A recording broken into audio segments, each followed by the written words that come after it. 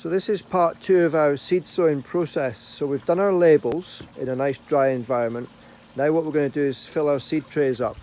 So these are what we call standard seed trays, and these are about the size of an A4 sheet of paper, and they're probably about 2 inches deep or 5 centimeters deep.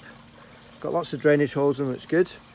And what we're going to do is we're going to fill these to about 1 centimetre off the top with a specialised compost. So this is a seed sowing compost.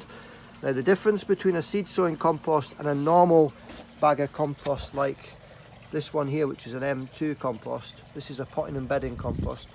This one here is rich in nutrients. It's got lots of fertiliser added to it, it's got lime added to it, and it's got, you know, all the nutrients that a plant would require. The difference between that seed sowing compost and this one, sorry, that potting compost and this seed sowing compost is that the seed sowing compost is nutrient deficient. It doesn't have many nutrients in it at all. And the reason for that is when our seedlings come up, when our seeds are starting to germinate, we don't want lots of fertiliser in there because that would burn the roots. So this can be used for seed sowing, but can also be used for taking cuttings as well.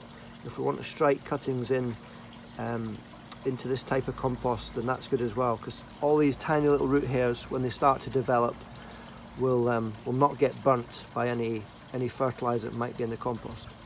So that's the kind of rationale. It's got a good tilth. It's also very much broken up into small particles as well, and that again just allows, when the roots come through the compost, it allows the roots to explore and get the moisture out of the compost.